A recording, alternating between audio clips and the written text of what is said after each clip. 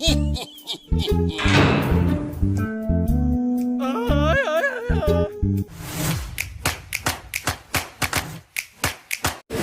उत्साह न्यूज़ पर आप सब लोगों का मैं एक बार फिर से बहुत बहुत स्वागत करता हूं। और आज मैं आपको लेकर चल रहा हूं बड़सर विधानसभा के अंतर्गत हिमाचल गृहिणी योजना के तहत हिमाचल सरकार जो मुफ्त गैस कनेक्शन बांटती है उस कार्यक्रम की तरफ, जिसके आज मुख्य अतिथि खाद्य एवं आपूर्ति मंत्री food and supply minister Rajendra Garg ji रहे। और उन्होंने अपने हाथों से आज 658 कनेक्शंस लोगों को दिए। और जैसा कि आप जानते हैं कि भारत सरकार हो चाहे हिमाचल सरकार हो, सभी सरकारें कुछ इस तरह के प्रयास करती हैं कि लोगों को उनकी सुविधाओं को लेकर कुछ ऐसी योजनाएं दी जाएं। और जिन योजनाओं के तहत आज लोगों को यहाँ पर मेरे सहयोगी दिखाएंगे, यहाँ पर 658 के करीब कनेक्शन जो हैं वो आज बांटे गए हैं। और ये वो लोग हैं जिन्होंने नए राशन कार्ड में नए परिवार शामिल हुए हैं। और ये कार्यक्रम जो है बड़सर के रेस्ट हाउस में आज आयोजित किया गया है। आइए कुछ आपकी चर्चा कराएंगे मंत्री महोदय राजेंद्र गर्ग जी से, और बड़सर में उनका स्वागत करेंगे और उनसे कुछ सवाल जो यहाँ के विकास को लेकर हो या फिर हिमाचल के विकास को लेकर हो करने का प्रयास करेंगे। तो आइए आपकी बात कराते हैं माननीय मंत्री Rajendra Garg ji, food and supply minister Himachal प्रदेश।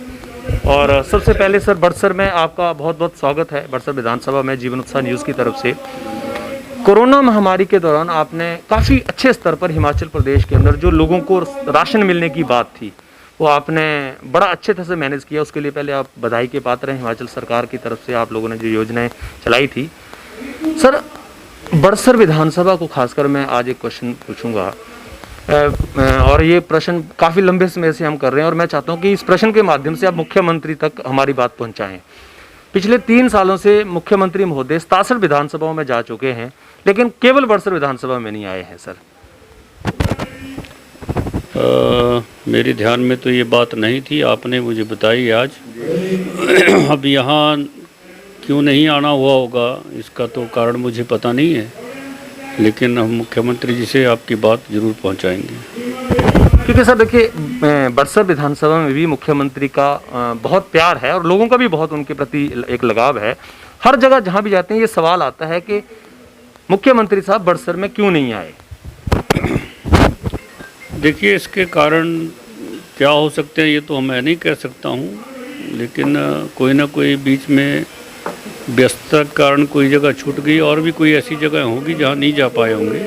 लेकिन सामान्यतः मुख्यमंत्री जी ने अपने 1 वर्ष के कार्यकाल में लगभग सभी विधानसभाओं में दौरा किया है और उन विधानसभाओं में क्या वहाँ के विकास के लिए क्या ज़रूरत है ये सब उन्होंने वहाँ की जो डिमांड्स थी उनको स्वीकृतियाँ दी हैं। और स्वीकृतियाँ देने के बाद दूसरे साल में उन सारे कामों पर को धरातल पर उतारना शुरू कर दिया है। सर, बड़सर में 2 समस्याएं मुख्यतः जो काफ़ी लंबे समय से चल रही हैं और मैं आपके माध्यम से ही मुख्यमंत्री तक ये बातें पहुंचाना चाहूँगा कि यहाँ पर एक बस स्टैंड को लेकर और सेक्रेटरीट को लेकर काफ़ी लंबे समय से चर्चाएं चल रही हैं, लेकिन ना तो कोई सरकार यहाँ पर ध्यान दे पाई है। हमारे पास ज़मीनें भी उपलब्ध हैं और कई भी ये कहा जाता है कि उसके लिए नक्शा भी बनाया जा रहा है, कभी उसके लिए कहते हैं सब काम हो रहे हैं, लेकिन धरातल पे वहाँ पर कुछ नहीं दिख रहा है। तो एक मंत्री होने के नाते आप क्या कहना चाहेंगे इसको लेकर और क्या हमें आश्वासन इस पर देना चाहेंगे?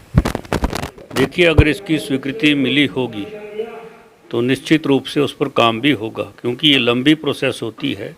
इसके लिए स्वीकृति के बाद इसके लिए उसके बजट का प्रावधान होना, फिर सबसे पहले तो जगह का चयन की बात होती है मिनी सेक्रेटरीट बनाने के लिए। तो जगह का चयन होना, जगह में को उसको हैंडओवर करने के लिए एक प्रोसेस होती है, उसमें भी समय लगता है।